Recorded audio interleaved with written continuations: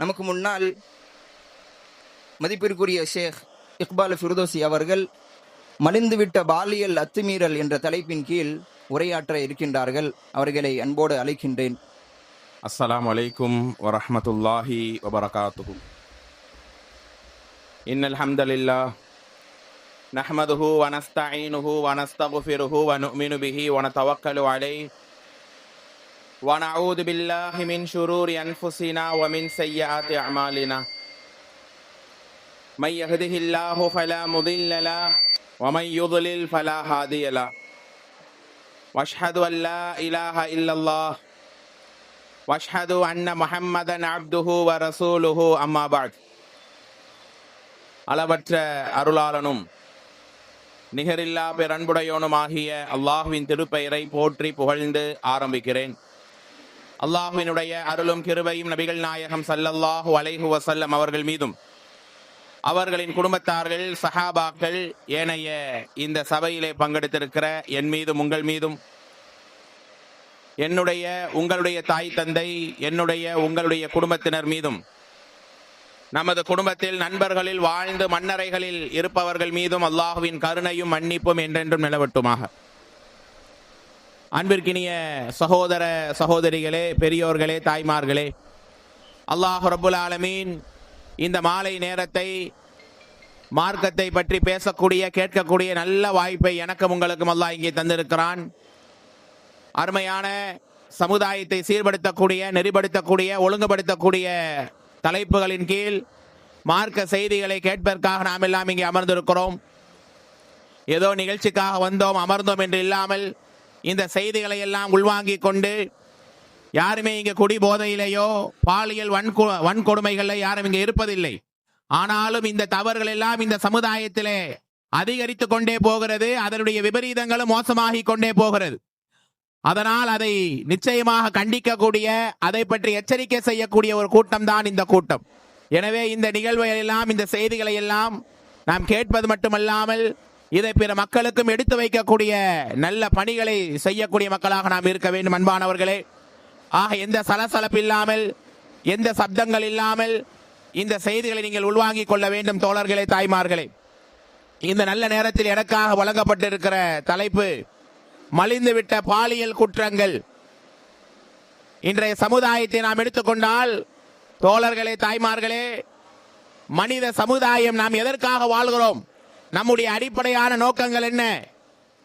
எப்படி வாழ்ந்தால் அல்லாஹ்வுடைய நேசம் கிடைக்கும், எப்படி இருந்தால் அல்லாஹ்வுடைய தண்டனை கிடைக்கும் என்கிற உணர்வே இல்லாமல் பாவத்தினுடைய பிடியிலே தான் மனிதன் நிறைய வாழ்ந்து கொண்டிருக்கிறார்கள். ஒரு பாவத்தை செய்யும் போது மனதிலே வலி ஏற்பட வேண்டுமா இல்லையா? ஆஹா, இன்னைக்கு இந்த தவறை செய்கிறோமே, இந்த குற்றங்களால் என்னென்ன விளைவுகளை சந்திப்போம் என்கிற அந்த புரிதலே இல்லாமல் குறிப்பாக இந்த மனித சமுதாயம் வாழ்ந்து கொண்டிருக்கிறார்கள். இன்னைக்கு மலிந்துவிட்ட பாலியல் குற்றங்கள்.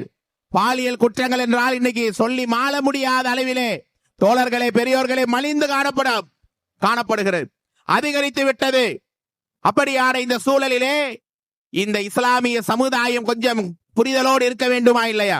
கொஞ்சம் அதை பற்றியான எச்சரிக்கையோடு வாழ வேண்டுமா இல்லையா? அதற்காகத்தான் இந்த கூட்டம். அன்பானவர்களே, முதலிலே சரியாக நாம் புரிந்து கொள்ள வேண்டும்.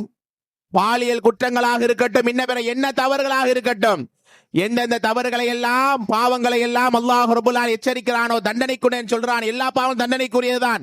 ஆனால் சில தவறுகள், சில பாவங்கள் அல்லாஹ்வுடைய சாபத்திற்குரியது. அப்படியான தவறுகளை தான் இன்றைக்கு அல்லாஹ் பாதுகாக்க வேண்டும். இந்த சமுதாயத்தில் அதிகரிப்பதை, இந்த சமுதாயத்தில் நிறைய கடப்பதை நம்மால் பார்க்க முடிகிறது.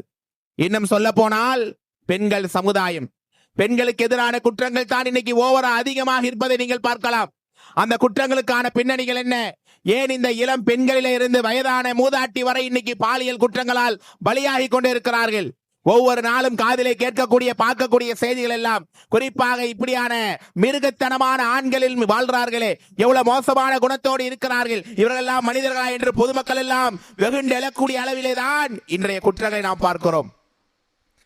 அப்படியான மிருகத்தனமான ஆண்களை பார்க்கும்போது ஆண்களுக்கே கடும் கோபம். சமீபத்திலே கூட ராஜஸ்தானிலே 8வது படிக்கக்கூடிய மாணவியை 32 பேர் கொண்ட அந்த ஆண்கள் லாட்ஜில் கொண்டு போய் மாறி மாறி அதை கேட்கும் போது பொதுமக்கள் எல்லாம் கொந்தளித்த காட்சியை பார்த்தோமா இல்லையா தோழர்களே? இது ஒன்றல்ல, இரண்டல்ல. ஒரு மகன் தன்னுடைய தாயை கற்பழிக்கிறான். குடி போதையில் தான் யார் என்று தெரியவில்லை. நான் உன்னுடைய மகனடா, உனக்கு உணவு ஊட்டியவளடா, பால் ஊட்டியவனடா என்று தாய் அழுகிறாள், கதறுகிறாள்.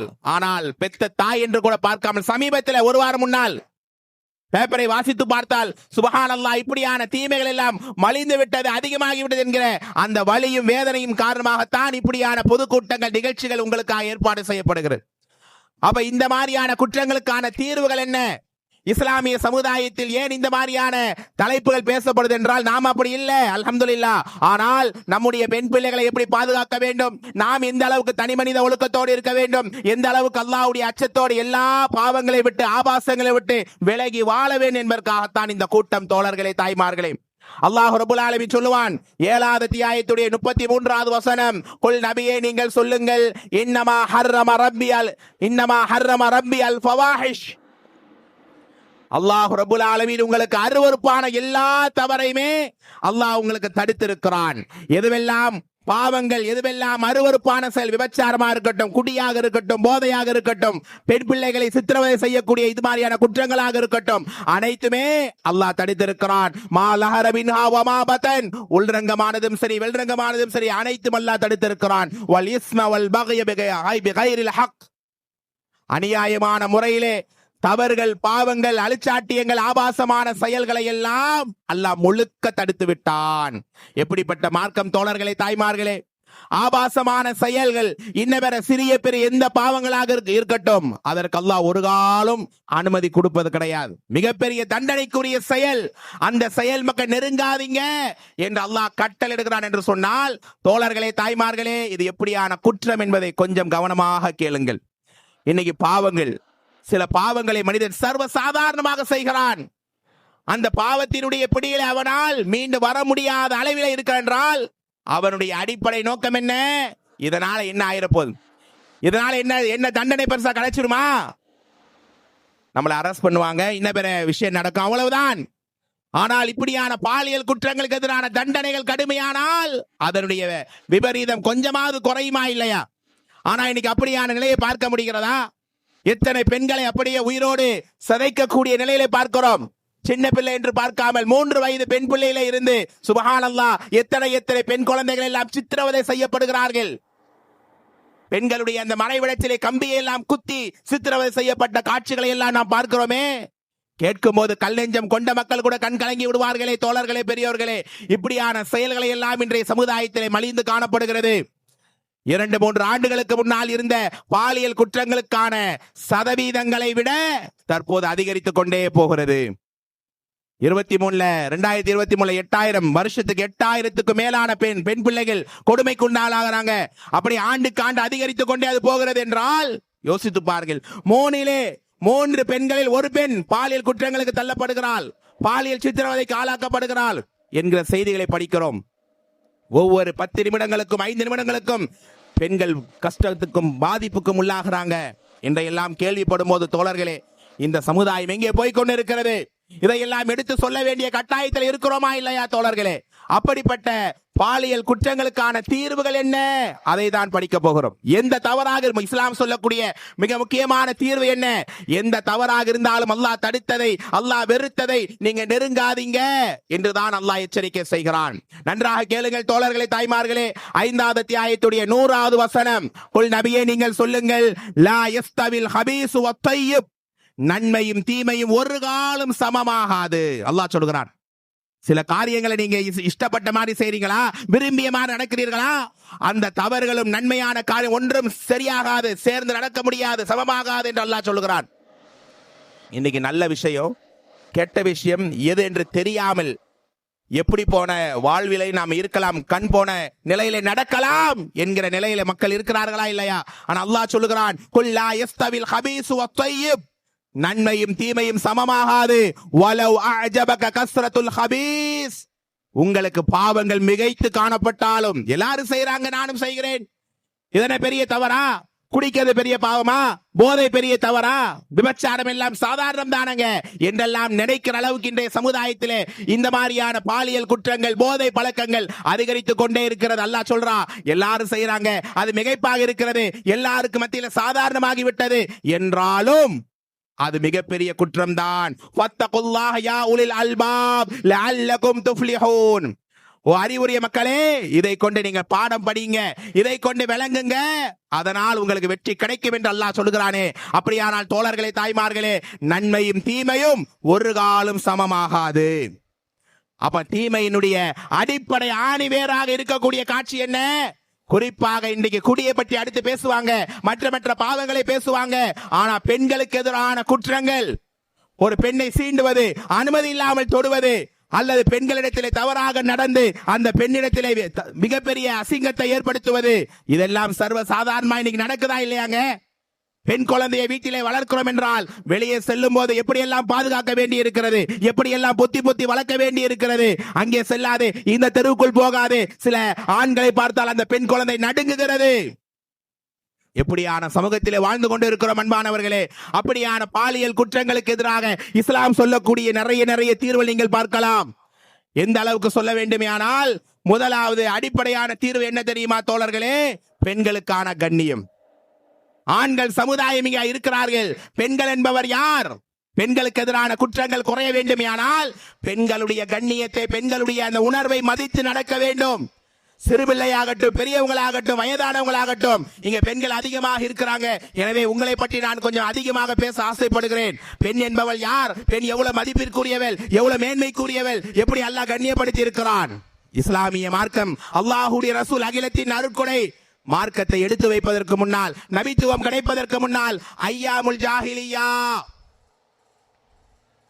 அந்த அறியாமை காலகட்டத்தில் பெண்கள் எப்படி நடத்தப்பட்டார்கள் தெரியுமா? இன்னைக்கு என்னங்க பெண்களுக்கு எதிரான குற்றங்கள்? அன்னைக்கு ஐயாமுல் ஜாஹிலியா காலத்தில் பெண் குழந்தைகளை மதிக்க மாட்டார்கள், பெண் குழந்தைகளை கவனிக்க மாட்டார்கள், எந்த மரியாதையும் தர மாட்டார்கள். இன்னும் சொல்ல வேண்டுமானால் பெண் பிள்ளைகளை உயிரோடு புதைப்பார்கள். பெண் பிள்ளைகளுக்கான எந்த விதமான நலவுமே அங்கே கிடையாது. எப்போது? ஐயாமுல் ஜாஹிலியா காலத்திலே. அல்லாஹ் ரப்பல் ஆலமீன் குர்ஆனிலே சொல்லுவான், 81வது அத்தியாயத்துடைய 9வது வசனம், பிஐ தம்பின் குதிலத். அல்லாஹ் மறுமையிலே கேட்பானாம், அட பாவிகளா, அந்த பெண் பிள்ளைகளை ஏன் உயிரோடு கொன்றீர்கள்? எந்த ஐயாமுல் ஜாஹிலியா காலத்துல. இன்னைக்கு ஒரு பெண்ணை நாம் தொடுகிறோமே, ஒரு குடும்ப பெண்ணை தொடுகிறோமே, ஒரு இளம் சிசுவை, குழந்தையை தொட்டு கற்பழிக்கிறோமே, என்ன கேவலம் தோழர்களே. ஆனால் அந்த ஐயாமுல் ஜாஹிலியா காலத்திலே பெண் குழந்தைகளை உயிரோடு கொன்றார்கள். ஆனா பெண் இனத்தையே வாழ வைத்த மார்க்கம் இஸ்லாம். அல்லாஹ் ரப்பல் ஆலமீன் சொல்லுகிறான், 16வது அத்தியாயம் 58வது வசனம், வஇதா புஷ்ஷிர அஹதுஹும் பில் உன்ஸா. பெண் குழந்தை பிறந்தாலே உயிரோடு புதைக்கிற அந்த காலகட்டத்தில் அல்லாஹ் ரப்பல் ஆலமீன் ஆயத்தை இறக்குகிறான். பெண் பிள்ளைகள் என்பது உங்களுக்கான பஷாரத். தாய்மார்களே, நான் பெண்ணாக பிறந்து விட்டேனே என்னடா என்று ஒரு காலம் சலித்துக் கொள்ளாதீர்கள் தோழர்களே, தாய்மார்களே, பெண்கள் சமூகமே, ஈமானிய பெண்களே, அல்லாஹ் சொல்லுகிறான், பெண்ணாக நீங்கள் பிறந்ததே உங்களுக்கான சுப செய்தி. ஆனா அன்றைய சமுதாயம் எப்படி வாழ்ந்தார்கள் தெரியுமா? இதா புஷ்ஷிர அஹதுஹும் பில் உன்ஸா வல்ல வஜ்ஹு முஸ்வத்தன் வஹுவ கலீம். பெண் குழந்தை பிறந்து விட்டால் முகமெல்லாம் கருண்டு இருண்டு விடும். பெண் குழந்தையா, அந்த தந்தை, அந்த ஆண்மகன் அசிங்கத்தால் வீட்டிலே ஒளிந்து கொள்வார். அப்படியான கால சூழலிலே அல்லாஹ் சொல்கிறான், இந்த பாலியல் கொடுமைகள், பெண்களுக்கு எதிரான நிலைகள் நிறுத்தப்பட வேண்டுமானால் இந்த பெண்கள் யார்? சமுதாயத்துக்கு எடுத்து வையுங்கள். பெண்களுடைய கண்ணியம் என்ன, பெண்களுடைய மானம் என்ன, ஒரு பெண்ணை தொடுவதனுடைய அந்த அசிங்கங்கள் என்ன என்பதை நாம் சமுதாயத்துக்கு புரிய வைக்கணுமா இல்லையா தோழர்களே, பெரியோர்களே? அப்படி பெண் இனத்தை வாழ வைத்த இஸ்லாமிய மார்க்கம் அந்த ஐயாமுல் ஜாஹிலியா காலத்தில் ஏன் இப்படியாக பெண்களுக்கான மரியாதை இஸ்லாம் கொடுத்தது? உயிரோடு புதைத்தார்கள். அது மட்டும் இல்லாம இன்னைக்கு என்ன பாலியல் குற்றங்கள், இன்னைக்கு என்ன பெண்களை வலுக்கட்டாயப்படுத்துவது. அன்றைய காட்சி சுப்ஹானல்லாஹ், எப்படியான சமுதாயம். ஐயாமுல் ஜாஹிலியா காலத்தில் இருந்து மீட்கப்பட்டு பெண்களுக்கான முழுமையான இஸ்ஸத்தை, மேன்மையை தந்தார்கள் தோழர்களே, தாய்மார்களே. ஒரு பெண் வயதுக்கு வந்து விட்டால், நன்றாக கேளுங்கள், அந்த ஐயாமுல் ஜாஹிலியா காலத்துல ஒரு பெண்மணி பெரியவளாகிவிட்டால் அந்த பெண்ணுடைய வீட்டு மேல ஒரு கொடி இருக்குமா. அந்த கொடி இருந்தால் வீட்டிலே ஒரு வயசு பொண்ணு இருக்கிறா, எந்த ஆண் வேணுமானாலும் வரலாம் போகலாம். இப்படி ஒரு காலம் இருந்தது ஐயாமுல் ஜாஹிலியா காலத்திலே. அதே மாதிரி பெண்கள் வளர்த்தப்பட்டால் அவர்களுக்கு எந்த உரிமையும் கிடையாது. கணவனுக்கு அடிமையாக கணவன் இறந்து விட்டாரா, அந்த பெண் யார்? அந்த கணவருடைய வீட்டுக்கு அடிமை. மறு திருமணம் செய்ய முடியாது, இஷ்டப்பட்ட வாழ்க்கையை வாழ முடியாது. இப்படியெல்லாம் பெண்கள் அடிமைத்தனப்படுத்தப்பட்டார்கள். பெண்களுக்கான எந்த சலுகை இல்லை, பெண்களுக்கான எந்த உரிமையும் இல்லை. ஆனா இஸ்லாம் வந்தது, அல்லாஹ்வுடைய வசனம் இறங்கியது. அல்லாஹ் சொல்லுகிறான் பாருங்கள், 4வது அத்தியாயம் 19வது வசனம், யா அய்யுஹல்லதீன ஆமனு லா யஹில்லு லக்கும் அன் தரிசு நிஸா கர்ஹா. வலுக்கட்டாயமாக பெண்களை ஆகுமாக்கி கொள்ளாதீர்கள். மனைவியாகவே இருக்கட்டும். கட்டின மனைவி எனக்கு ஹலாலானவள் தான், அவளுக்கு பிடிக்கலையா, அவள் நோவா, முடியாதுதான். அப்படிதானே மார்க்கம் சொல்லித்தருது அன்பானவர்களே. ஆனா இன்னைக்கு இந்த மார்க்கத்தினுடைய நிலைகளை புரியாமல் அல்லாஹ் பாதுகாக்க வேண்டும். இன்றைய சமுதாயம் அல்லாஹ் மன்னிக்க வேண்டும், பல தவறில இருப்பதை நம்மால் பார்க்க முடிகிறது. ஆனா பெண்கள் சமுதாயத்தை அல்லாஹ் வாழ வைத்து அவர்களுக்கான உரிமையை தந்து எல்லா ஆபாசத்தினுடைய வாசல்களை அல்லாஹ் மூடினான். பெண்களுக்கு குலாவுடைய உரிமையா, கணவன் பிடிக்கலையா, குலா ஓகே.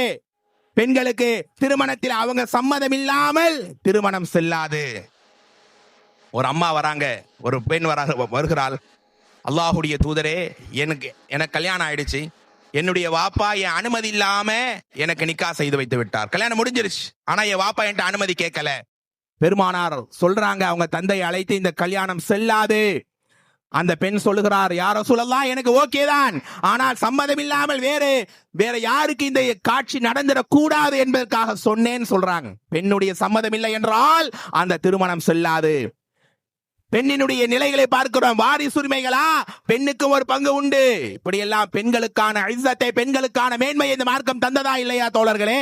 அப்படி இந்த சமுதாயத்திலே உங்களுடைய ஆண் பிள்ளைகளுக்கு, வளர்ந்து வரக்கூடிய உங்களுடைய இளைஞர்களுக்கு சொல்லுங்க, பெண்கள் என்பவர் யார்? அந்நிய பெண்ணாக இருக்கட்டும், வீட்டு பெண்ணாக இருக்கட்டும், கண்ணியமாக பாருங்க, மதிப்பா நடங்க, கொடுக்க வேண்டிய உரிமையை கொடுங்க. இந்த பாலியல் கொடுமைகளுக்கான முதல் தீர்வு பெண்களுக்கான இஸ்ஸத், பெண்களுக்குரிய மேன்மை. இஸ்லாமிய மார்க்கம் தாய்மார்களே, ஒரு சொட்டு கண்ணீரை வடித்து கேளுங்கள். இந்த மார்க்கம் உங்களை எப்படியெல்லாம் மேன்மையாக்கி இருக்கிறது, எப்படியெல்லாம் உயர்த்தி அழகுபடுத்தி இருக்கிறது, எப்படியெல்லாம் சந்தோஷமான வாழ்வை தந்திருக்கிறது தெரியுமா? ஒரு தாயை போல மதிக்க வேண்டிய உறவு எங்கேயாவது இருக்கிறதா? ஆனா இன்னைக்கு குடி போதையில சிக்கி அந்த தாயவே வலுக்கட்டாயம் செய்கிறான். தன்னுடைய தங்கையை, தன்னுடைய சகோதரியை மானக்கேடான காரியத்தில் ஈடுபடுகிறான். பார்க்கிறோமா இல்லையா? ஆனால் இஸ்லாமிய மார்க்கம், இந்த துனியாவிலே அதிகமாக நீங்கள் கவனிக்க வேண்டியது, மரியாதை கொடுக்க வேண்டியது யார்? 3 முறை உன்னுடைய தாய் தாய் தாய் என்று சொன்னார்களே, அப்படி பெண்களுக்கான இஸ்ஸத்தை இதை விட எப்படி சொல்ல முடியும் தோழர்களே? உன்னுடைய தாயினுடைய மதிப்புக்காக வாழ், உன் தாயின் காலடியிலே தான் சொர்க்கம் என்று இந்த மார்க்கம் சொல்கிறது. எப்படி பெண்களை உயர்த்தி மேன்மையாக்கி இருக்கிறது. சரி, மனைவியாக இருக்கிறாள். இன்னைக்கு மனைவி என்ற அன்றைய ஐயாமல் ஜாகிலியா காலம், பெண்கள் என்றாலே காலுக்கு கீழே கடை.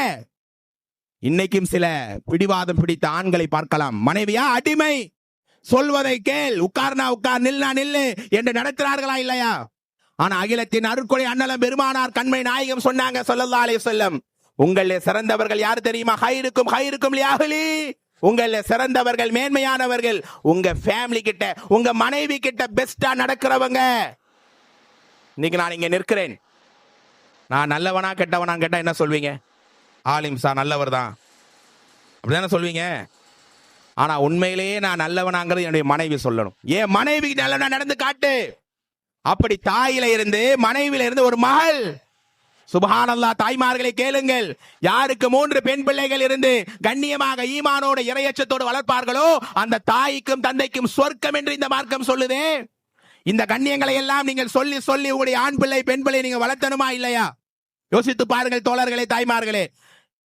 அந்த நேரம் ஒரு அம்மா கேட்கிறாங்க, 2 மகள் இருந்தாலும் அந்த பாக்கியம் கிடைக்குமா கண்மணி நாயகமே? ஆமாம். ஒரு நேரம் ஐஷா ரலியல்லாஹு அன்ஹா வீட்டில் அமர்ந்து அழுகிறார்கள். பெருமானார் கேட்கிறாங்க, ஐஷா ஏமா நீ அழுகிறாய்? யா ரசூலல்லாஹ், ஒரு அம்மா வந்தாங்க, 2 பெண் பிள்ளை கையில பிடித்து வந்தார்கள். கடுமையான பசி என்று கேட்டார்கள். யா ரசூலல்லாஹ், அந்த நேரத்திலே கொடுக்க ஒன்றுமே இல்லை, சில பேரித்த துண்டுகள் மட்டும்தான் என் கையில இருந்தது. அதை தந்தேன், அதை சாப்பிட்டு போனாங்க. எந்த அளவுக்கு என்றால், தாய் சாப்பிட வைத்த பழத்தை கூட பிள்ளைகள் ஏங்கியது. தான் சாப்பிட நினைச்சதையும் பிள்ளைகளுக்கு தந்து விட்டு போய்விட்டால் யா ரசூலல்லாஹ், அந்த தாயின் பசி என்னால் ஆற்ற முடியலையே என்கிற கவலையில் அழுகிறேன்னு ஆயிஷா அம்மா சொல்லும் போது, தோழர்களே, தாய்மார்கள், இந்த இடத்தை கவனத்தில் எடுத்து வாருங்க. பெருமானார் சொன்னார்கள், மன் இப்துலிய மின் ஹாதிஹில் பனாத், பெண் பிள்ளைகளால் ஏதேனும் ஒரு சிரமம், ஏதேனும் ஒரு கஷ்டம் உங்களுக்கு வந்து அதை பொறுத்து கொண்டால் உன்ன சித்திரம் மினன்னார், அந்த பெண் பிள்ளைகள் நரகத்தின் திரையாக, நரகத்தின் தடுப்பாக வந்து இருப்பார்கள். பெண் பிள்ளைகள் தான் சொர்க்கம், பெண் பிள்ளைகள் தான் நரகத்தின் திரை, பெண் பிள்ளைகள் தான் உங்களுக்கான கண்குளிர்ச்சி, பெண் பிள்ளைகள் தான் உங்களுக்கான சுப செய்தி. ஒரு தாயாக, ஒரு மகளாக, ஒரு மனைவியாக, ஏன் ஒரு சகோதரி, அக்கா தங்கையாக இருக்கட்டும். உங்களுக்கு எல்லாம் தெரியுமா, யாருக்கு 2 சகோதரிகள் இருந்து அக்காவோ தங்கையோ கண்ணியமா உங்களை நடத்துறாங்க, மரியாதையா பாக்குறாங்க, அந்த சகோதரனுக்கு ரசூலுல்லாஹ் சொன்ன சுபச்செய்தி என்ன தெரியுமா? கேளுங்கள் தாய்மார்களே, சந்தோஷப்படுவீர்கள். அந்த தங்கையை, சகோதரிகளை மரியாதைப்படுத்திய ஒருவன் என்னோடு சொர்க்கத்திலே ஒன்றாக இருப்பான். எவ்வளவு பெரிய கண்ணியத்தை பெண்களுக்கு இந்த மார்க்கம் தருகிறது. இந்த கண்ணியங்கள், இந்த சிறப்புகள் எல்லாம் சொல்லி நாங்க எங்களுடைய மக்களை வளர்க்கிறோமா என்பதை கொஞ்சம் யோசித்து பாருங்கள் தோழர்களே, தாய்மார்களே. பாலியல் குற்றங்கள் குறைய வேண்டுமேயானால் இந்த பெண் என்பவள் யார், பெண்களுக்கான உரிமைகள் என்ன என்பதை முதல் நிலையாக நாம் படிக்க வேண்டும். அதே மாதிரி 2வது நிலை தோழர்களே, இன்னைக்கு தவறுக்கான முக்கிய காரணம் என்ன? குடியிலே கிடக்கிறான், விபச்சாரத்திலே மிதக்கிறான், அனுமதி இல்லாமல் ஒரு பெண்ணை சீண்டுகிறான் இல்லையா? என்ன காரணம்? சூழல்கள் தான், சிச்சுவேஷன் தான் தவறை உண்டாக்குகிறது. 2வது காரணத்தை நீங்கள் நன்றாக விளங்க வேண்டும். முக்கியமான ஒரு பாடம் தோழர்களே. வேற எங்கே யோசிச்சுட்டு, வேற எங்கே நீங்க சிந்தித்துக் கொண்டு இந்த உரையை கேட்க கூடாது. மன கவலையோடு, இந்த சமுதாயத்தின் மீது உள்ள அக்கறையோடு இந்த உரையை நீங்கள் கேட்க வேண்டும். 2வது என்ன? சூழல். இன்னைக்கு ஈஸியா ஆபாசத்தில் ஈடுபட எவ்வளவு வாய்ப்புகள் இருக்கு. விபச்சாரம் செய்யணுமா? ஓகே. ஆண் சேர்ந்து கொண்டு வாழலாமா? ஓகே. பெண் சேர்ந்து வாழ்ந்துக்கலாமா? ஓகே. ஒரு தனிமை கிடைத்து விட்டால், ஒரு பெண் தனியாக நடமாடுவதை பார்த்து விட்டால் அந்த பெண்ணை ஈஸியாக அபகரிக்கலாம். என்ன நிலைகளை பார்க்கிறோம் தோழர்களே, எவ்வளவு காட்சிகளை பார்க்கிறோம். இதெல்லாம் ஏன் நடக்கிறது? 3 வயசு குழந்தை, 5 வயசு குழந்தை, 8வது படிக்கிற குழந்தை, என்னங்க இது? இதெல்லாம் கேட்கும் போது அந்த மிருகத்தனமான செயலை செய்த மனுஷன் மீது எப்படியெல்லாம் நம்ம கோபம் வருகிறது. என்ன காரணம்? சூழல். அப்ப நீங்க கேட்கலாம், சூழல் இருந்தா செஞ்சிடலாமான்னு. தவறுக்கான சூழல்களை நாம் ஒரு கால் அனுமதிக்கவே கூடாது. எந்த நிலையாக இருக்கட்டும், நம்முடைய உள்ளத்தை கட்டுப்பாடோடு வைத்துக் கொள்ள வேண்டும். உங்களுக்கு எல்லாம் தெரியும் தானே, யூசுப் அலைஹிஸ்ஸலாம், அந்த யூசுப் நபி மிகப்பெரிய ஒரு ஆண் அழகன். யூசுப் நபியை வளர்த்த ராணி யூசுப் நபியவே அடைய ஆசைப்பட்டாள் இல்லையா? யூசுப் நபியை தன்னோடு இருக்கணும் என்று வேண்டினால், அல்லாஹ்வை நான் பயந்து கொள்கிறேன், எனக்கு இந்த அசிங்கமான செயல் வேண்டாம் என்று ஓடினார். அப்ப ஊர் மக்கள் எல்லாம் பேசினாங்க, இந்த ராணி எவ்வளவு கேடு கெட்டவள், தன்னுடைய வளர்ப்பு மகனாக இருக்கிற வீட்டை வளர்ந்த ஆணையே அடைய பார்க்கிறாளே, என்ன மோசமானவள். அப்ப அந்த ராணி எல்லா பெண்களையும் அழைத்து விருந்தளிக்கிறாள். விருந்தளித்து கையில ஆப்பிளையும் கத்தியும் கொடுத்து யூசுப் நபியை நடக்க விடுகிறாள். அப்படி நடக்க விடக்கூடிய நேரத்தில் அவங்க யூசுப் நபி அழகை பார்த்து கையவே கட் பண்றாங்க. அப்ப அந்த சூழலை பார்த்து இவர் மனுஷன் அல்ல, மலக்குதான் என்று அந்த பெண்கள் எல்லாம் சொன்னார்கள். அப்ப அந்த ராணி சொல்றா, 12வது அத்தியாயத்துடைய 32வது வசனம், அந்த ராணி சொல்லக்கூடிய வார்த்தையை கேளுங்கள். சொன்னார், எதை பத்தி என்ன நீங்க சொல்றீங்களோ, தப்பா பேசுறீங்களோ, நிந்திக்கிறீர்களோ, இந்த பெண்மணி தவறானவள், ஆணை அடைய ஆசைப்பட்டால், வளர்ப்பு மகனையே தவறாக பயன்படுத்த நினைத்தால் என்று சொல்றீங்களோ, வலக்கது ராவத்து நப்சி, நான் அவரை நாடி இருந்தேன், அவரோ அதை விட்டு விலகி கொண்டார். அப்ப என்ன சொல்றாங்க? வீட்டில இருக்கக்கூடிய அந்த தனிமை ஒரு ஆபாசத்துக்கான சூழல், அதனால் நான் தவறு செய்ய முன் வந்தேன். தவறு எனக்கு ஏற்படக்கூடிய வாய்ப்பாக இருந்தது. எந்த தவறுக்கும் அசிங்கத்துக்குமான சூழலை நோக்கி நாம் செல்லவே கூடாது. அப்படியான அந்த ஒழுக்கம், அந்த சூழலை சரிபடுத்தணுமா இல்லையா? பெண்களுக்கான கண்ணியம் என்ன, பெண்களுக்கான ஆடை ஒழுக்கங்கள் என்ன, பெண்களை எப்படி எல்லாம் நெறிப்படுத்தணும், ஒழுக்கப்படுத்தணும் என்பதை எல்லாம் விளங்கினால் நிச்சயம் அந்த சூழல்கள் கொஞ்சம் சரியாகும் தோழர்களே, பெரியோர்களே. ஏனென்றால் நாம் வாழ்ந்து கொண்டிருக்கிற இந்த காலம் நவீன சீர்கேடுகள் மலிந்து கொண்டு தான் இருக்கும். பெருமானார் ஸல்லல்லாஹு அலைஹி வஸல்லம் காலத்தில் இருந்த அந்த ஐயாமுல் ஜாஹிலியாவுடைய சீர்கேடு எல்லாம் ஒழித்தார்கள். ஆனா அடுத்த காலம் சஹாபாக்கள், அடுத்த காலம் தாபியீன்கள், தாபியீன்கள், அடுத்தடுத்த காலகட்டங்கள்ல தவறுகள் கொஞ்சம் கொஞ்சமாக அதிகரித்து இப்போ இருக்கிற இந்த காலம் யோசித்து பாருங்கள். பாலியல் கொடுமைகளாக இருக்கட்டும், பெண்களுக்கு எதிரான நிலைகளாக இருக்கட்டும், குடி போதையாக இருக்கட்டும், மலிந்து காணப்படுதா இல்லையா? அப்படியான அந்த சூழலில் தோழர்களே, தாய்மார்களே, பெருமானாருடைய முன் அறிவிப்பை கேளுங்கள். சொன்னார்கள், மா தரக்து ஃபித்னதன் ஹி அலர் அலர் ரிஜால் மினன் நிசா. பெண்களை பற்றி சொன்னார்கள். ஆண்கள் சமூகமே, எனக்கு பின்னால் அதிகமாக தீங்குகளும் சோதனைகளும் வரக்கூடிய ஒன்று பெண்கள் மூலமாகத்தான். பெண்கள் மூலமாகத்தான் நிறைய சோதனை சந்திக்க போறீங்க என்று சொன்னார்களே. இன்னும் வரக்கூடிய காலம், நம்முடைய வீட்டிலே சின்ன பெண் குழந்தைகள் வளர்றாங்க, நம்முடைய மகள் வளர்கிறாள், பேத்திகள் வளர்கிறாள் என்றெல்லாம் நினைக்கிறோம். ஆனா அவர்களுக்குரிய பாதுகாப்பு சரியாக இருக்க வேண்டுமா இல்லையா தோழர்களே? யோசித்து பாருங்கள். அண்ணலம் பெருமானார் ஸல்லல்லாஹு சொன்னாங்க, பின்னால் ஒரு காலம் வரும். அது எப்படியான காலம் தெரியுமா? விபச்சாரம் எல்லாம், பாலியல் குற்றங்கள் எல்லாம் மலிந்து காணப்படும். மறுமை நாளுக்கான அடையாளம் மலிந்து காணப்படும் என்றால் என்ன அர்த்தம்? எந்த அளவுக்கு தெரியுமா? இன்னைக்கு ஒருத்தன் பாவத்தை பண்றான்னா கொஞ்சம் மறைவுல போய் பண்றான், ஒளிஞ்சுக்கிட்டு பண்றான். ஆனா மறுமை நாள் நெருக்கத்திலே இந்த மாதிரியான குற்றங்கள் எல்லாம் சர்வ சாதாரணமாயிரும். எந்த அளவுக்கு தெரியுமா? தெருவிலே மக்கள் நடமாடக்கூடிய ஏரியாக்களிலே விபச்சாரம் செய்து கொண்டிருப்பார்கள். அந்த நேரத்திலே நல்லவன் யாரு தெரியுமா? ஏண்டா இந்த அசிங்கத்தை பண்ற, கொஞ்சம் ஒளிந்து போடா, மறைஞ்சு போய் இந்த தவறை செய்யடா என்று சொல்றவன் தான் நல்லவனாக இருப்பான். இப்ப எப்படியான காலத்திலே வாழ்ந்து கொண்டு இருக்கிறோம் தோழர்களே.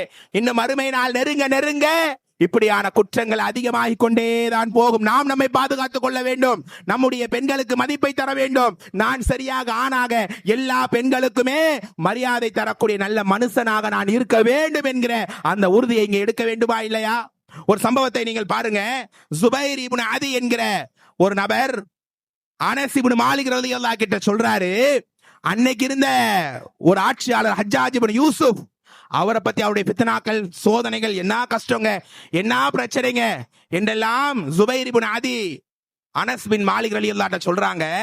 அப்ப அவங்க சொல்றாங்க, அனஸ் பின் மாலிக் ரலியல்லாஹு அறிவிக்கிறார்கள், அண்ணலம் பெருமானார் அகிலத்தின் அருட்கொடை சொல்ல நான் கேட்டிருக்கிறேன். என்ன சொன்னார்கள் தெரியுஸ்பிரு, இப்படியான ஃபித்னாக்கள் சோதனை எல்லாம் அதிகரித்த அந்த காலம், பொறுமையாக இருங்க. ஃபஇன்னஹு லா யாதி அலைக்கும் ஸமானுன் இல்லல்லதி பஅதஹு ஷர்ரு மின்ஹு ஹத்தா தல்கவ் ரப்பக்கும். உங்களுடைய ரப்பை சந்திக்கிற வரை நிச்சயமாக ஃபித்னாக்கள் சோதனைகள் ஃபவாஹிஷ்கள் அதிகரித்துக் கொண்டுதான் போகும். இருக்கிற இந்த நிலையை விட இன்னும் அதிகரித்துக் கொண்டுதான் போகும் என்று சொன்னார்களே. அப்படியான காலத்திலே தான் நாம் வாழ்ந்து கொண்டு இருக்கிறோம் தோழர்களே. எனவே நம்முடைய இரண்டாவது பாடம், இருக்கிற சூழலை ஒழுக்கமாக மாற்ற வேண்டும். ஒவ்வொரு ஆணும் ஒவ்வொரு பெண்ணும் தனித்தனி ஒழுக்கத்தை பேண வேண்டும். எல்லா நேரத்திலேயும் ஒரு அந்நிய ஆண் அந்நிய பெண் என்கிற அந்த நிலையை பேணி நல்ல மனுஷனாக நடக்க வேண்டும். தன் சூழலை சரிப்படுத்திக் கொள்ள வேண்டும் அன்பானவர். ஏனென்றால் இன்னமின் அஷ்ராத்தி ஸாஅ அல் ஃபுஹ்ஷு வ தஃபஹுஷ், அருவருப்பான காரியத்தை செய்வதும் அதற்காக வழிவகைகளை தேடுவதும் எல்லாம் சாதாரணமாய்விடும். அந்த காலத்தை நோக்கித்தான் பயணிக்கிறோம் தோழர்களே. எனவே அடுத்த காலகட்டம் இன்னும் பெண்களுக்குரிய மரியாதைகள் என்ன? அடுத்த காலகட்டம் இன்னும் குடி போதை அதிகமாயிருமா? முதலெல்லாம் மது குடிப்பார்கள், பெரியவர்கள் தான் குடிப்பார்கள், எங்கேயாவது ஓடி போய் ஒளிஞ்சு மறைஞ்சு குடிப்பாங்க இல்லையா? ஒரு பெண்ணை தொடுவது பெரிய தவறு என்று வாழ்ந்த சமூகம். ஆனா இன்னைக்கு குடி போதையில தான் யார் என்றே தெரியாத நிலையில பிஞ்சு குழந்தைகளை, குடும்ப பெண்களை, ஏன் வயதானவர்களை கூட, ஏன் சொன்னேனே வீட்டு தாயை கூட கை வைக்கக்கூடிய கேவலத்தை பார்க்கிறோமே. இதெல்லாம் நடக்கும். இது மறுமை நாளுக்கான அடையாளம் என்று அண்ணலம் பெருமானார் சொன்னார்களே. இப்படியான தன்னுடைய சூழலை நாம் சரிப்படுத்திக் கொள்ள வேண்டும். உங்களுக்கு எல்லாம் தெரியும் தானே, 99 கொலை செய்த ஒரு மனிதன் திருந்தனும் நல்லவனா வாழும் நினைக்கிறார். ஒரு ஆள்கிட்ட போய் கேட்டா, அறிஞர்கிட்ட கேட்டா, நீ எல்லாம் திருந்த மாட்ட, உனக்கு மன்னிப்பே இல்லைங்கிறார். அவரையும் கொலை செய்து 100 ஆக்கிட்டார். இன்னொரு அறிஞர்கிட்ட போய் கேட்டா, நீ திருந்தி வருந்தி நல்லவனாயிரு, இறைவனுடைய மன்னிப்பான். உடனே அவர் சொல்றாங்க, நீ இங்க இருக்காத, நல்லவர்கள் வாழ்ற ஊரை தேடி போ. நம்ம இருக்கிற இடம் முக்கியங்க. தவறு செய்யக்கூடிய சூழல்கள், தவறு செய்யக்கூடிய வழிகள் இருக்கிற இடத்தின் பக்கமே நாம் போய்விடக் கூடாது. சுப்ஹானல்லாஹ். அவரும் அந்த நல்ல ஊரை நாடி தேடி போறாரு. போற இடத்திலே அவர் இறந்து விடுகிறார். மலக்கு மௌத் வராங்க. அவர் நெருங்கிய இடம் ரொம்ப ஷார்ட்டா இருக்கு, ரொம்ப நெருங்கிட்டாருன்னு நல்ல ரூஹாக அவரை கைப்பற்றுகிறார்களா இல்லையா? அப்ப நம்ம இருக்கிற சூழல் மிக முக்கியமானது. வீட்டிலேயே பிள்ளைகளுக்கு தனிமையான அறைகளை கொடுத்தாச்சு, போனை கொடுத்தாச்சு, அவன் ஆபாசத்திலே கிடக்கிறான், அசிங்கமான காட்சிகளை பார்க்கிறான். இளம் பிள்ளைகள். ஒரு வாப்பா சொல்றாரு, 10வது படிக்கிற என் மக, அவ போனை வாங்கி பார்த்தா அவளுடைய வாட்ஸ்அப் சேட்டிங்கை பார்த்து அதிர்ந்து விட்டேன் ஆலிம்சா. ஒரு கணவன் மனைவி எப்படி பேசுவார்களோ அந்த மாதிரி 10வது படிக்கிற என்னுடைய மகள் அவளுடைய பாய் ஃப்ரெண்ட பேசுறா. நான் கண்டுக்கலையே, சரியாக நான் அவங்களை வழி நடத்தலையே என்று அந்த தந்தை கையை பிடித்துக் கொண்டு அழுகிறார். என்ன கேவலம் தோழர்களே. பெண் பிள்ளைகளை கவனமா வளர்க்கிறோமா? அவர்களுக்கான சூழலை சரிப்படுத்தி கொடுக்கிறோமா? இங்க தாய்மார்கள் இருக்கிறீர்களே, பெண் பிள்ளைகள் இங்க இருக்கிறார்கள். குட் டச்னா என்ன, பேட் டச்னா என்ன சொல்லி கொடுத்துட்டோமா? ஏதாவது சினிமா காட்சிகளை வந்து பார்த்தால் அதை கைத்தட்டி சிரிக்கிறார்கள். ஸ்கூல்ல கிளாஸ் எடுத்தால் அதை பற்றியான கவனம் இல்லை. ஆனா உங்களுடைய பிள்ளைகளுக்கு ஒரு 5 வயதை 10 வயதை தாண்டி விட்டார்களா, எங்கே தொட்டால் அது நல்ல டச், நல்ல தொடுதல், எங்கே தொட்டால் அது அசிங்கமான தொடுதல் என்பதை சொல்லிக் கொடுங்க. ஏன்னா அப்படியான ஒரு மோசமான காலகட்டத்தில் வாழ்ந்து கொண்டு இருக்கிறோம். கொஞ்சம் யோசித்து பாருங்கள். அந்த பாலியல் வன்கொடுமைகளுக்கு பலியான அந்த பிள்ளைகள் எல்லாம், அந்த தாயும் தந்தை என்ன என்ன வேதனைக்கு ஆளாகி இருப்பார்கள். எப்படியெல்லாம் மனசு ரணமாக, காயமாக, வலிமிக்க நிலையாக இருந்திருக்கும் தோழர்களே, பெரியோர்களே. அந்த காட்சிகளை சுப்ஹானல்லாஹ், அந்த தவறு செய்த ஆண்களை மக்கள் எல்லாம் இழுத்து வருகிறார்கள். அவர்கள் என்ன செய்யறாங்க? இதுக்கான தண்டனைகள் என்ன? கடுமையான தண்டனை இருந்தால் தானே இதற்கான தீர்வுகள் கிடைக்கும் என்று சொல்றாங்க. அப்படியான உங்களுடைய பிள்ளைகளுக்கு நல்ல சூழலை உருவாக்கித்தாங்க. குறிப்பாக பெண் பிள்ளைகளுக்கு, பெண்களுக்கான கண்ணியத்தை நாம் புரிந்து வாழ வேண்டும்.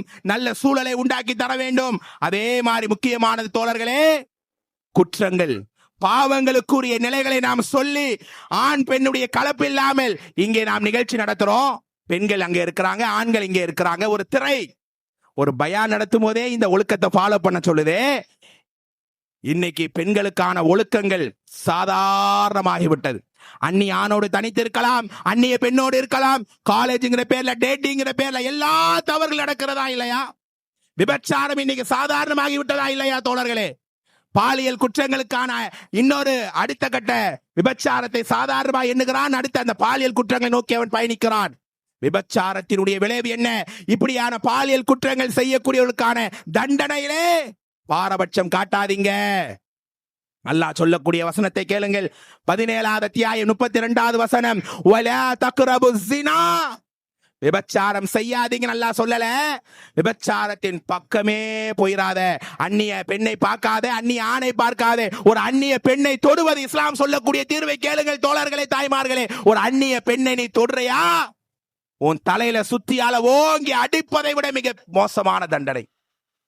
இன்னைக்கு சாதாரண கேஷுவலா கை குலுக்கிக் கொள்வேன். நாங்கெல்லாம் ஜென்சி கிட்ஸ்கள், 2K கிட்ஸ்கள், எங்களுடைய பாய் ஃப்ரெண்டோட நாங்க சேர்ந்து தான் இருப்போம். அவன் குடி போதையில இருக்கிற ஃப்ரெண்டுன்னு கூட பார்க்காம கற்பழித்து விடுகிறான். நடக்குதா இல்லையா? எவ்வளவு கேவலம் தோழர்களே. நாங்க எங்களுடைய பெண் பிள்ளைகளை கண்ணியமா, கவனமா, குட் டச் பேட் டச் சொல்லி வளர்க்க நமக்கெல்லாம் நேரம் இல்லை. அம்மா ஒரு பக்கம் போன்ல இருக்கிறாங்க, வாப்பா ஒரு பக்கம் பிசினஸ்ல இருக்கிறார், மகள் தனியா ரூம்ல உட்கார்ந்து யார்ட்ட சேட் பண்றது தெரியாது. அப்ப என்ன நடக்குது? இப்படியான மிகப்பெரிய பாவங்கள், விபச்சாரம் எல்லாம் மலிந்து சாதாரணமாகிவிட்ட நிலையாக நீங்கள் பார்க்கலாம். இந்த மாதிரியான பாலியல் குற்றங்கள், விபச்சாரங்களுக்கான தண்டனையை இஸ்லாம் எச்சரிக்கிறது. அல்லாஹ் சொல்லுகிறான் 24வது அத்தியாயத்துடைய 2வது வசனம், அஸ்ஸானியத்து வஸ்ஸானி ஃபஜ்லிது குல்ல வாஹிதி மின்ஹுமா மிஅத்து ஜல்தா. விபச்சாரம் செஞ்சவன் ஆணா இருக்கட்டும், பெண்ணா இருக்கட்டும், கல்யாணம் ஆகாதவனா கல்லாலடி, கல்யாணம் ஆனவனா, கல்யாணம் ஆகாதவனாக இருந்தால் அவனுக்கு 100 கசையடி. கல்யாணம் ஆனவன் தப்பு செய்றியா, கல்லால் அடிச்சு கொல்லு. எப்படியான தண்டனை தோழர்களே. பெண்களுக்கு எதிரான குற்றங்கள் குறைவான நாடுகள் என்றால் அரபு நாடுகளை சொல்லுவார்கள். பல நாடுகள் பெண்களின் பாதுகாப்பு தான் முதன்மையாக பேசுவார்கள். ஆனா இன்றைக்கு விபச்சாரம் சாதாரணம், பாலியல் குற்றங்கள் மலிந்து போய்விட்டது. என்ன அடிப்படை? ஒரு தவறுக்கான தண்டனையினுடைய விளைவு என்ன என்பதை புரியாமல் வாழ்கிறார்கள். ஆனா இஸ்லாம் சொல்லுது, விபச்சாரம் செஞ்சவன் ஆணா இருக்கட்டும், பெண்ணா இருக்கட்டும், அவர்களை கல்லால் அடிங்க, 100 கசை அடிய கொடுங்க. வலா தஅஹுதுகும் பிஹிமா ரஃபதன் ஃபி தீனில்லாஹ். அல்லாஹ்வுடைய மார்க்கத்துல இந்த குற்றங்கள் செய்தவர்கள் மீது நீங்கள் இரக்கமே காட்டாதீங்க, இரக்கம் காட்டாதே. எப்படியான குற்றங்கள் இது? எவ்வளவு மோசமான தண்டனை இது? இதில் அல்லாஹ் சொல்லுகிறான், நீ இரக்கமே நீங்க காட்டாதீங்க. இன் குன்தும் துமினூன பில்லாஹி வல் யௌமில் ஆகிர், அல்லாஹ்வையும் மறுமை நாளை நம்பியது உண்மை என்றால் சரி, இவங்களை அடுத்த முறை திருந்துவாங்க, அடுத்த முறை பார்த்துக்கலாம், கொஞ்சம் தண்டனையை தள்ளி வைக்கலாம், இருக்காத, இரக்கமே காட்டாது என்றால் அது எப்படியான மோசமான இழிவான தண்டனை என்பதை யோசித்து பாருங்கள் தோழர்களே, தாய்மார்களே. அப்படியான இந்த குற்றங்கள் எல்லாம் சாதாரணமாகிவிட்டது. ஒருவர் இஸ்லாத்தை ஏற்கிறார் என்றால் பெருமானார் முதல்ல கேட்பாங்க, அல்லாஹ்வுக்கு இணை வைக்காதே. பிறகு சொல்லுவாங்க, கொலை குற்றங்களை ஈடுபடாதே. அடுத்து சொல்லுவாங்க, நீ விபச்சாரத்தின் பக்கமே போக கூடாது. எப்படி இந்த மார்க்கம் சீர்படுத்தது பாத்தீங்களா? எப்படி ஒழுக்கப்படுத்தது பாருங்க. நாளைய மறுமையினுடைய நாளிலே கூட அரிசி நிழல் பெறக்கூடிய ஒருவன் யார்?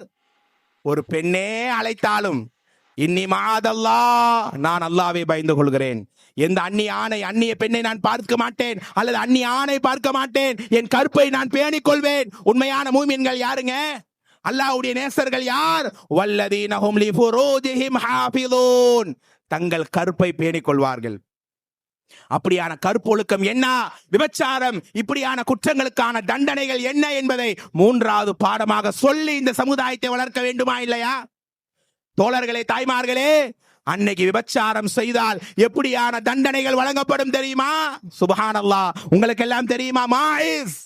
மாயிஸ் ரலியல்லாஹ் இஸ்லாத்தை ஏற்ற ஈமானுள்ள இறைவனுக்கு நெருக்கமான ஒரு தோழர் தான். ஆனா அவரும் மனுஷன் தானே, விபச்சாரம் செய்து விட்டார். விபச்சாரம் செய்துவிட்டு ஓடி ஒளியவில்லை, நேரா ரசூல்லா கிட்ட வராங்க. முதல்ல அவர் ஆல்ரெடி அபூபக்கர் ரலியல்லாஹு கிட்ட போறாங்க. இப்படி ஒருத்தர் விபச்சாரம் பண்ணிட்டார், என்ன செய்ய? பெருமானார் ஸல்லல்லாஹு அலைஹி வஸல்லம் போறதுக்கு முன்னாலேயே கேட்கிறாரு. அபூபக்கர் ரலியல்லாஹு சொல்றாங்க, சரி செஞ்சு விட்டாய், மறைத்து விடு, அல்லாஹ்ட்ட மன்னிப்பு கேட்டுக்கொள். உமர் ரலியல்லாஹு கேட்கிறாங்க அதே பதில். 3வது ஹிலால் அல் அஸ்லமி கிட்ட கேட்கிறாங்க, இது பெரிய பாவமப்பா, மாயிஸே ரசூல்லா கிட்ட போ. அல்லாஹ்வுடைய தூதர்ட்ட போய் மாயிஸ் நிற்கிறாரு. இன்னைக்கு குற்றங்களை செய்துவிட்டு, பாவங்களை செய்துவிட்டு, செய்யாததை போல திமிராக நடைமாடக்கூடிய நிலையை பார்க்கிறோமா இல்லையா தோழர்களே? ஆனா அவர் மனசுக்கு சுருங்குறாரு. ஒரு தவறு செஞ்சிட்டோமே, இதனால் அல்லாஹ் எப்படி எங்களை தண்டிப்பான் என்கிற அந்த வழியிலே ரசூல்லாட்ட போய் நிற்கிறார். யார் ரசூலான, விபச்சாரம் செய்து விட்டேன், என்னுடைய நிலை என்ன? அந்த நேரத்தில் பெருமானார் காது கொடுத்து வாங்கல, இங்க வராரு அங்க வராரு. கடைசி வல்லாஹி யா ரசூலை, விபச்சாரம் செய்து விட்டேன். பெருமானார் கண்ணீர் மல்க சொன்னார்கள், இந்த மாயிஸை கல்லால் அடித்துக் கொள்ளுங்கள். பாரபட்சம் காண்பித்தார்களா? அந்த தவறு செஞ்சிட்டாரு, நல்ல மனுஷன் தான், அவர் செஞ்சாரு நம்ப முடியலதான். ஆனாலும் ரசூல்லா சொன்னாங்க, இவரை கல்லால் அடித்துக் கொள்ளுங்கள். அவர் ஓடுறார், அடிக்கிறாங்க, முதுகெல்லாம் சதைகளும் ரத்தங்களுமாக ஒழுகிறது. கையேந்துகிறார், அல்லாவே இந்த வலி என்னால் தாங்க முடியவில்லை அல்லாஹ், இந்த வழியிலே துடிக்கிறேன். ஆனால் இந்த வழியால் யா ரப்பே என்னை எங்கேயும் ஓடி ஒளிய வைத்து விடாதே, இந்த வழியிலேயே நான் செத்து போகிறேன் யா அல்லாஹ் என்று அந்த கல்லடியால் அந்த தவறு செய்த நபர் பனிஷ்மெண்டை வாங்கி, தண்டனை வாங்கி அங்கேயே இறந்து போகிறார். எப்படிப்பட்ட சமுதாயத்தை உருவாக்கினார்கள் தோழர்களே! அல்லாஹ்வுடைய தண்டனைக்கு பயப்படாத வரை இந்த சமுதாயத்தில் என்ன நலவு ஏற்பட போகிறது? நம்முடைய பிள்ளைகளுக்கு, குறிப்பா இந்த சமுதாயத்துக்கு ஆண் பெண்ணுடைய ஒழுக்கத்தை சொல்லிக் கொடுக்க வேண்டும். ஏன் விபச்சாரம் அதிகரிக்கிறது? ஏன் பாலியல் கொடுமைகள் தலைவிரித்து ஆடுகிறது? ஒரு அந்நிய பெண்ணை நீ பார்க்காதே. எவ்வளவு பெரிய விஷயம்! தன்னுடைய மருமகன் அலியை பார்த்து ரசூலா சொன்னாங்க, யா அலி, அலியே லா துத்பஇன் நல்ரா, ஒரு அந்நிய பெண்ணை பார்க்காதே. அந்நிய பெண்ணும் அப்படிதான், ஒரு அந்நிய ஆணை பார்க்காதே. முதலாவது உன்னுடைய பார்வை, வலைசலக்கல் ஆகர், அடுத்த பார்வை உன்னுடையது கிடையாது, அது ஷைத்தான் பார்வை. ஒரு பெண்ணை தொட வேண்டுமே ஆனால், பெண்ணை பார்க்க வேண்டுமே ஆனால் எல்லாம் இந்த மார்க்கத்திலே தடை என்றால், இந்த குற்றங்களுக்கான நிலைகளை சொல்லி கொடுக்கணுமா இல்லையா? பார்வையை தாழ்த்த சொல்வது இஸ்லாம். அது மட்டுமல்ல தோழர்களே, பெண்களுக்கான அந்த நிலைகளை இஸ்லாம் சொல்லும் போது நிறைய சொல்லு, தனித்து இருக்காதே. பெருமானார் சொல்றாங்க, ஒரு அந்நியானுடைய நீ தனித்து இருக்கிறாய். இன்னைக்கு வளர்ந்து வரக்கூடிய இளம் பெண்களை பார்க்கலாம். நாங்கெல்லாம் ஒரு ஏஜ் ஆனவர்கள், நாங்கெல்லாம் கல்லூரியில இருக்கக்கூடியவர்கள், எங்களுக்கு ஏற்றால் போல் தான் நாங்கள் இருப்போம். இப்படி எல்லாம் சொல்லி தன்னுடைய மானத்தை, மரியாதையை இழக்கக்கூடிய சூழலை பார்க்கிறோமா இல்லையா? ஆனா இஸ்லாமிய மார்க்கம் சொல்லுது தோழர்களே, லா யஹ்லு வன்ன ரஜுல் பி இம்ராத்தின் இல்லா மஅதி மஹரம், மஹரம் இல்லாமல் ஒரு பெண்மணி வெளியே செல்ல வேண்டாம், ஒரு பெண் தனியாக இருக்க வேண்டாம். ஆனா அந்நியானோடு தனித்து இருக்கிறாள், அந்நியானோடு தனியாக பயணம் செய்கிறாள். பிறகு இப்படியான குற்றங்கள் நடந்து விட்டதே, என் நண்பன் என்று தனியாக போனேன், குடி போதையில என்னிடமே தவறாக நடந்து கொண்டானே, சுப்ஹானல்லாஹ். அந்நியானோடு கலகலப்பாக பேசுவது, கொலைந்து பேசுவது, கடைசில என்னை வீடு எடுத்து என்னை மிரட்டுகிறான். நேராக தொடுவது மட்டும் பாலியல் குற்றம் அல்ல. இன்னைக்கு நவீன சாதனங்கள் மூலமாக பெண்கள் பல தவறுக்கு ஆளாகிறாங்க, பாலியல் குற்றங்களை தள்ளப்படுகிறார்கள். எல்லாம் இஸ்லாம் எச்சரிக்கிறது. அப்படியான தனித்து ஒரு ஆணோடு இருக்காதே. குடும்ப உறவுகளில் இன்னைக்கு நிறைய பாலியல் குற்றங்கள் யார் மூலமாக நடக்குது? பக்கத்து வீட்டுக்காரர், மாமான் வராரு, மச்சான் வராரு, வீட்டுக்கு இருக்கக்கூடிய அந்த பெண்ணிடத்திலே தவறாக நடந்து கொள்றார். அதனால தானே பெருமானார் சொன்னாங்க, ஒரு பெண் ஒரு ஆணோடு தனியாக இருக்க வேண்டாம்.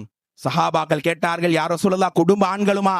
குடும்ப ஆண்களுக்கும் அதே சட்டம் தான். ஆமாம், குடும்ப ஆண்கள் மூலமாகத்தான் அந்த வீட்டிலே மரணமே விழுகிறது. சுபஹானல்லாஹ். அப்படியான அந்நிய ஆண்களோட ஒரு பெண் எப்படி நடக்கணும் இப்போதே உங்க பெண்களுக்கு சொல்லி கொடுங்க. குட் டச் சொல்லிட்டேன், பேட் டச் சொல்லிட்டேன் மட்டுமல்ல, ஹிஜாபுனா என்ன, ஹிஜாபை சரியா சொல்லி கொடுக்கிறோமா? இங்க அமர்ந்து இருக்கிற தாய்மார் உங்களை பார்த்து கேட்கிறேன், இஸ்லாம் சொல்கிற அடிப்படையில என்னுடைய ஆடை கலாச்சாரம் இருக்குதா? அந்த ஒழுக்கத்தை நான் பேணி நடக்கிறேனா? யோசித்து பாருங்கள். அல்லாஹ் குர்ஆன்ல சொல்லும் போது நிறைய இடத்துல சொல்லி காட்டுவான்.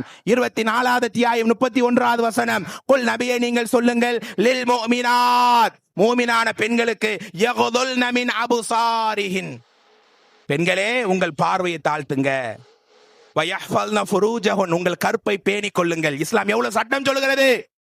பெண்களுக்கான ஒழுக்கத்தை நாம் சொல்லித்தர மறந்து விட்டோம் தோழர்களே. அதுவும் ஒரு காரணம்.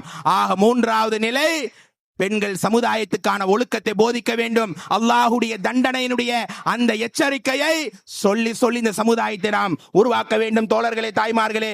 இறுதியாக இந்த சமுதாயம் சீர்பட வேண்டுமானால் ஒரே ஒரு வாய்ப்பு தான், அவன் திருந்தினாதான் முடியும். மேடைகளை போட்டு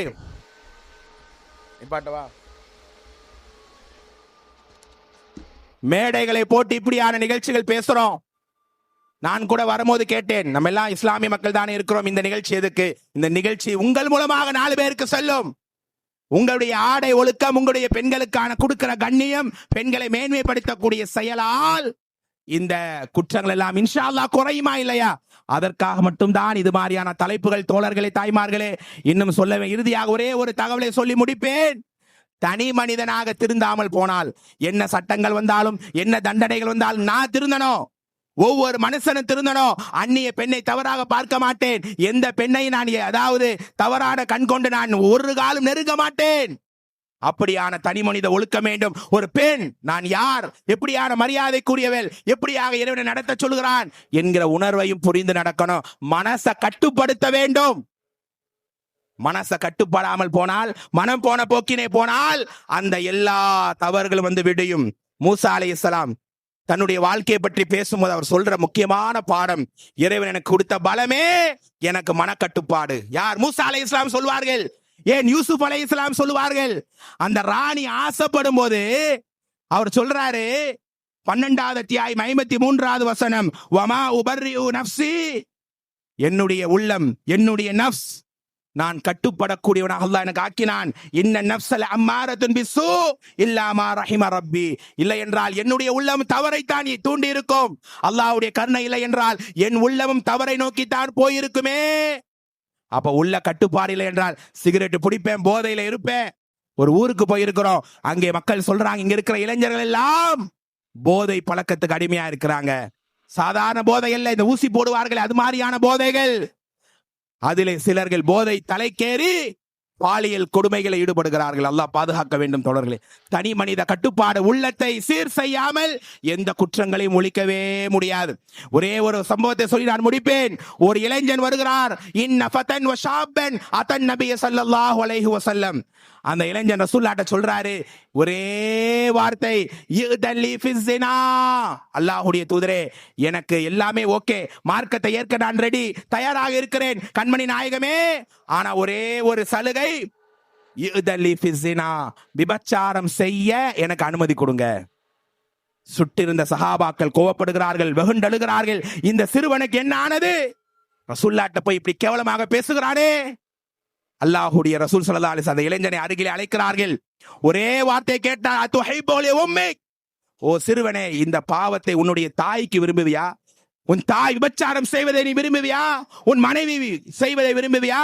உன் வீட்டு பெண்கள் செய்வதை விரும்புவியா? வல்லாஹி லா யா ரசூலல்லாஹ், இல்லவே இல்லை. அப்படியானால் நீ விபச்சாரம் செய்யக்கூடிய பெண் யாருக்கோ தாயா, யாருக்கோ மனைவியா நீ தொடரும் நினைக்கிறியே? யாருக்கோ மகளா இருப்பாளே, என்ன நியாயம் பாடின உடனே அந்த சிறுவன் அப்படியே மனசை கட்டுப்படக்கூடிய, மனசை முழுமைப்படுத்தக்கூடிய ஒரு செயலை ரசூல் அங்க செய்யறாங்க. அந்த நேரத்தில் அந்த இளைஞன் அழுகிறான், இனி நான் எந்த பெண்ணையும் தவறாக பார்க்க மாட்டேன், எந்த பெண்ணை நான் தொடவே மாட்டேன் யா ரசூலல்லாஹ், ஒழுக்கமாக வாழ்வேன். உடனே அந்த சிறுவனை தோளோடு தோளாக ரசூலுல்லாஹ் பக்கத்திலே அமர வைத்து துஆ செய்கிறார்கள். அல்லாஹும்ம மக்ஃபிர் லஹு, அல்லாஹ்வே அந்த சிறுவனை மன்னிப்பாயாக, அல்லாஹ்வே ஹஸ்ஸின் ஃபர்ஜஹு, அவருடைய கற்பை பேண வைப்பாயாக, அவருக்கு சிறந்த வாழ்வை தருவாயாக என்று துஆ செய்கிறாங்க. வதஹிர் கல்பா, இந்த சிறுவனுடைய உள்ளத்தை தூய்மையாக்குவாயாக. தோழர்களே, அப்படியானால் என்னுடைய உள்ளத்தை, உங்களுடைய உள்ளத்தை அல்லாஹ் தூய்மையாக்கணும். அசிங்கமான, ஆபாசமான, அருவருப்பான எந்த செயலுமே உள்ளத்திலே தோன்றினாலும் அதன் பக்கம் நான் போகவே மாட்டேன். இது அல்லாஹ் தடுத்த தண்டனைக்குரிய செயல் என்பதை நாமும் புரியணும். இப்படியான மக்களுக்கு நாம் சொல்லிக்கொண்டே இருக்க வேண்டும் தோழர்களே. பெண்கள் என்பவர்கள் யார்? பெண்கள் சமுதாயமே நீங்கள் சாதாரணமான படைப்பு அல்ல, படைப்பிலேயே சிறந்தவள் பெண் தான். உங்களுக்கான கண்ணியத்தோடு நீங்கள் நடந்து கொள்ளுங்கள். இருக்கிற சூழல்கள், இருக்கிற நிலைகளை அழகான முறையிலே ஒழுக்கமாக அமைத்துக் கொள்ள வேண்டும். குறிப்பாக வளர்ந்து வரக்கூடிய இளம் பெண்களுக்கு, இளம் தாய்மார்களுக்கு நல்ல விஷயங்கள் மார்க்கப்பற்றுள்ள நாம் சொல்லிக் கொடுத்துக் கொண்டே இருக்க வேண்டும். இளைஞர்கள் போதை மற்றும் அசிங்கத்தை விட்டு தூரமாக வேண்டுமானால் அவர்களுக்கு இந்த மார்க்கத்தை, இந்த இல்மை கொடுத்து சீர்படுத்த வேண்டும். இறுதியாக தனி மனித ஒழுக்கம், உள்ளத்தை கட்டுப்படுத்திக் கொள்ளக்கூடிய அந்த நிலையை ஒவ்வொருவரும் பேண வேண்டும் தோழர்களே. அல்லாஹ் ரப்பல் ஆலமீன் எனக்கு உங்களுக்கு இந்த மார்க்கத்தை தந்திருக்கிறான். இஸ்லாத்தில் இருக்கக்கூடிய சட்டங்களை பேண வைத்திருக்கிறான். எந்த நேரத்திலையும் மார்க்க சட்டங்களிலே எந்த பலகீனத்தையும் காட்டிவிடாமல் உண்மையான மூமின்களாக தவறு செய்யக்கூடிய எந்த சூழலையும் அல்லாஹ் தந்து விடாமல் உள்ளத்தின் பாதுகாப்பை தந்து சிறிய பெரிய தவறை விட்டு அல்லாஹ் எங்களை தூரமாக்கி உண்மையான மூமின்களாக வாழ்ந்து நாளைய மன்னரையில் அல்லாஹ்வுடைய முழுமையான ரஹ்மத்தை பெற்று பாவமற்ற சமுதாயமாக அல்லாஹ்வுடைய ரசூலோடு சொர்க்கத்தில் இடம்பெறக்கூடிய நல்ல வாய்ப்பை அல்லாஹ் தந்து சமுதாயத்தில் இருக்கக்கூடிய குடி, போதை, பாலியல் கொடுமைகள் எல்லாம் ஒளிந்து எல்லா சமுதாய மக்களும், எல்லா பெண்களும் பாதுகாப்பாக வாழக்கூடிய நல்ல வாய்ப்பை அல்லாஹ் தருவானாக என்று பிரார்த்தித்து அருமையான இந்த வாய்ப்பை தந்த ஜமாத்தார்களுக்கும் நிர்வாகிகளுக்கும் ஜஸாக்கல்லாஹ் ஹைராவை சொல்லி வாய்ப்புக்கு நன்றி கூறி முடித்துக் கொள்கிறேன். வாஹிர் தஅவானா அனில் ஹம்துலில்லாஹி ரப்பில் ஆலமீன். அஸ்ஸலாமு அலைக்கும் வரஹ்மத்துல்லாஹி வபரகாத்துஹு.